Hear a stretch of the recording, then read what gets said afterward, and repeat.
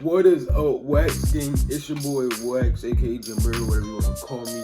And today we are doing my top 10 NBA players of all time.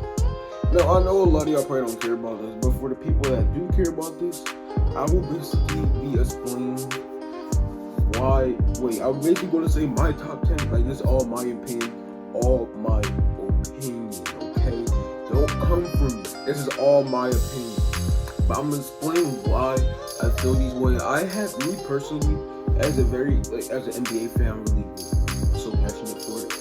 But some people say my top 10 NBA players of all time was really stupid, and to be honest, I say it's pretty stupid myself because a lot of stuff that, like, a lot of the reasons why I have them there might seem stupid to y'all, but like I'm gonna try my best to explain this. So yeah, let's get right. So the first player on my top 10 list is the Diesel, Shaquille O'Neal. The reason why I have Shaq number 10 is because although Shaq was probably one of the most dominant players in NBA history, maybe the most dominant player in NBA history, he didn't match up to the height and success that he could have been because of his weight problems. Like, he couldn't, like, he didn't have weight problems, but, like, he wasn't, like, the most athletic, but he did get the job done at the end of the day. But another reason why is because I feel like it's not his fault. I feel like if Kobe, no offense, but I feel like if Kobe passing the ball more, he could have lived up to a bigger potential. But yeah, that's why I have Shaq number 10. Number 9 is, I didn't even think about this. I'm going into this raw. I guess number 9, I'll probably put Wilt Chamberlain. Now. This is going to be very, very, very controversial. But the reason why I'm putting Wilt Chamberlain under Bill Russell is because of the fact. Actually, I'm going to just say the list and then I'm going to explain that through. Alright, so number 9, I have, Wilt Chamberlain. Number 8, I have Bill Russell. I didn't even think about this list before I went into it. Hold on. I'm going to come back when I think about this. I'm back. I have now thought about my list now. Because I really just come into this raw. But, yeah, I thought about my list now and I'm ready. So, at number 10, I got Tim Duncan. At number 10, I got Shaq. Again, I just already explained Shaq. But at number 9, I have Tim Duncan. The reason why I have Tim Duncan above Shaq is not only, in my opinion, was Tim Duncan just mad unstoppable, and nobody was going to stop him. I mean, same thing with Shaq, but like I feel like not just like as Tim Duncan, like as like his person, but like as Tim Duncan as his team, nobody was going to stop him. But another reason why I have him above Shaq is because it's not literally. I know it's not all about stats and stuff. But when you look at the numbers that Tim Duncan put up compared to Shaq, it's crazy. It's so crazy. I'm gonna try to find one. I'm gonna try to like find something. I'll probably put it up here or something. But yeah. Number 8, I got Wilt Chamberlain. Number 7. Alright, number 7, I got Bill Russell. Number 6, I got Larry Bird. Now, this is when top 5. Now I'm on top 5. This is when y'all really gonna come at my throat for putting him at number 5. But I got Kobe number 5. I'm going to explain later. Why Kobe's only number 5. Number 4 is Magic Johnson. Best point guard of all time. Even though Curry's my favorite player, I can keep it real, but Magic Johnson's the best point guard of all time. Number 3 is Kareem Abdul-Jabbar, the skyhook dude. Number 2 is LeBron James. I know. Y'all can't say I'm doing LeBron James dirty. I'm putting him number 2. Okay? God damn. And number 1 is obviously Michael Jordan. Come on, that's not even a question. But I already explained Tim Duncan and Shaq. But now I'm going to get on to why I put Wilt Chamberlain under Bill Russell. The reason why I got Bill Russell over Wilt Chamberlain is because although Wilt Chamberlain in some people's eyes might be the actual GOAT, Wilt Chamberlain to me is only number 8 because besides like just putting up great numbers, He never had great playoff success. And he could never win. He could literally never win. He only won 2 championships. I don't even think he won a lot of MVPs either. When it came to playoff time, he was absolutely terrible in the playoffs. Terrible. Like, terrible in the playoffs. And like also when you think about it, it's like he didn't win his championships until Bill Russell retired. Yes. The year right before Bill Russell retired and the year that he retired, that's when he won his championships. So that just proves that Bill Russell was the main reason why he kept losing. So how are you gonna put the person who keeps losing in front? Like, that doesn't make any sense, you know? Obviously, Bill Russell right there, because Bill Russell was just a force to be reckoned with. One of the best defensive players of all time. I mean, 11 rings speak for. He has 11 championships. That speaks for itself. He went back to back 8 times. Like, I mean, I feel like there really should be no argument the reason why Will Chamberlain is worse than Bill Russell. But you know, people still want to disagree. Number 6, I have Larry Bird. Now, Larry Bird was a tough one because although he might have been a better player, and I know it's not going to make any sense, although he might have been a better player than Magic Johnson, I have to have him under because of the fact when we really look at like versatility, it wasn't even close when it came to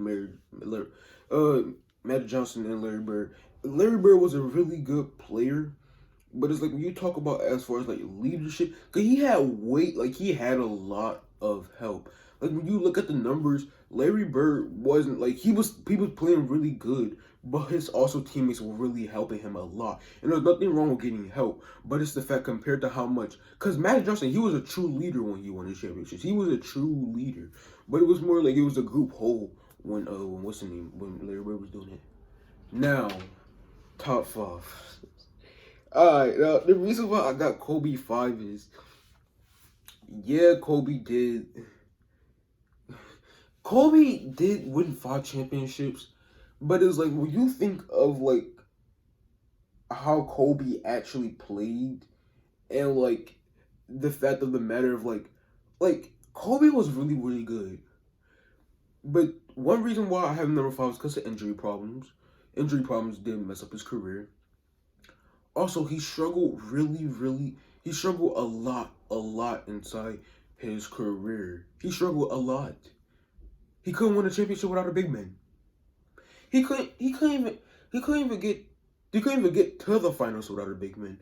So if it means like the best player in the I'm not trying to say that he couldn't. I'm not trying to say the reason why I have number 5 is because he couldn't do it without somebody. Cause everybody needs help. Everybody needs help. But it's more of the fact that like when we look at sheer dominance, he wasn't it. He really wasn't it. I mean, yeah, he was a good scorer, but like everything else, it was more like he could put a good assist from time to time. Rebounding wasn't really much of his thing. He was always really below a lot of the other players in the league. I mean, not below, but he was like when it came to LeBron and Shaq, like people like LeBron and Michael Jordan, they never had any type of debate. We always knew they was the best player in the league at that time. But the same couldn't be said for Kobe. Even the same thing with Magic Johnson. Speaking of Magic Johnson, I have him number 4.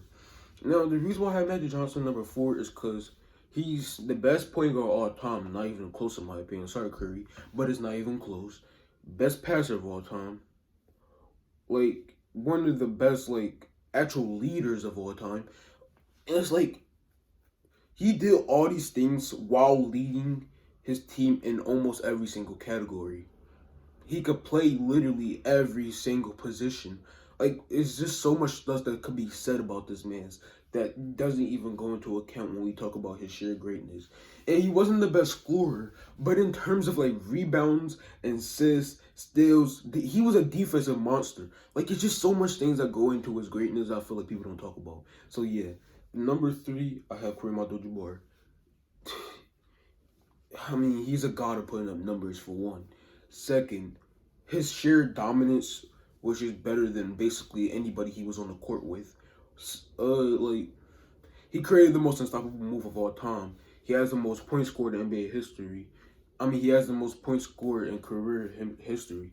I mean, I feel like so much stuff could be said. And I get he was a big man inside the league, But like he was a big man inside the league where other great players on this list are mentioned.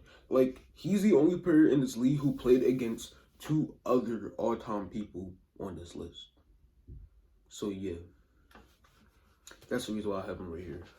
Cause he had to go through a lot to win. Like it wasn't easy. Even when he was playing with Johnson, and I just said all those things about how Magic Johnson was good, he was still playing really good too. And injuries also did kind of mess up his career a little bit too, cause he didn't reach his full potential because of injuries. Now we have the top two all time. Now the thing with me is, as much of a LeBron hater as I am, I truly do have respect for this man's game, cause like I'm being so like if somebody was to leave LeBron out of their top 10 all-time list, I would literally look at them like, "Are you stupid?" Even though I don't mess with LeBron, I still have respect for him, and that's the thing people need to understand. But we're not talking about that. LeBron is number 2 because of the fact this man is just a literal beast. Like nobody's stopping him right now. I don't see him slowing down later in his career. He's good. He's a stats god. Like he's literally a stats god. One of the best stat leaders we've ever seen. Dominance is just not even a question. I mean, he beat a 79. He beat a 73-9 team. He had the best finals of all time. He had the best block of all time. I mean, he's had a lot of like downsides in his career, which has led him down to being number 2 of all time. But I feel like when it's all said and done, I feel like LeBron is going to be the GOAT, no matter what nobody says. But my expectations for him is he needs to win 7 championships in a high-level fashion. He can't just win it with other All-Stars putting up just as good a number. He has to do it in a highly level fashion, like Jordan was doing it. That's me. I feel like the only way he's going to surpass Jordan is unless he can beat Jordan and get more chips. That's it. That's all he has to do. That's all he has to do, in my opinion. That's all he has to do. Now, if we talking about who's the GOAT now, is obviously Jordan. Now that speaks to number 1. Jordan is the GOAT. I mean, as far as like sheer impact to the league, he's impacted the league the most in NBA history. He has 6 championships. He's never lost in the finals. He did get eliminated a lot early inside his career, but that was really because he was also really young. He never had a good coach back then, and he couldn't play with an All-Star for nothing. Now, when people talk about how Jordan had Scottie Pippen wasn't even a scorer. He was just a defensive player. I think Scottie Pippen only averaged like 17 points through his whole career. I think that was the highest amount of points he ever averaged. And when he won for championship, all Scottie Pippen did was average 4 more points. So you're trying to tell me all it took was 4 more points for Jordan to win for championship? He beat Charles Barkley and that Suns the year that Charles Barkley won MVP. He beat Karl Malone, who's the second best scorer all time compared to the stats, and Stockton twice, who's the best assister of all time. He beat them twice. He beat Clyde Drexler. He beat the 60-win Gary Payton team. Gary Payton's one of the best defenders of all time, by the way. Like, I feel like as far as like competition, when we even talk about competition, I feel like that's not even the thing. As far as defense, it was a lot more tougher. And the 3-point line was barely even used back then. So that means it was a lot more harder for them to even get points, if anything. And people like to bring up how Jordan, this is my last thing. People like to bring up how Jordan couldn't shoot the 3. Bruh, later in his career, Jordan was the leader of 3-point percentage. Like, what is people talking about? So that is my reasons why for my top 10 list. If you have any disagreements, come fight me on any stuff. If you have any disagreements, you could fight me inside the comment section though, because I feel like I will win no matter what you say. But I could always be proven wrong. Now, you might have just looked at this top 10 list and thought that I was very, very stupid. But you have to look at it from a standpoint of a lot of these players had, like, as great as they were, a lot of these players had defaults inside their career, which led them to not being as great as they could have been. Like, LeBron is a really good example. LeBron lost to a team that had Dirk Nowitzki and no other All-Star, not even an All-Star. So like that really, when LeBron had D Wade and Chris Bosh still in the team, he had still lost that championship. That means he just played. He scored 9 points in a game 7. Like, I mean, come on now. So it's just like same thing with like people like what's his name, Kobe. Kobe got injured. It's not his fault. He probably would have been top 3 all time if he didn't get injured later inside his career, but injuries are part of the game. So it's more the fact that like, yeah, that a lot of the reasons why I have the players why I have them at is because of their defaults inside the career. But let me know what you think. Make sure you like, comment, subscribe, because we're gonna be turned all 2021 notified. I'll see you in the next one. Bye bye.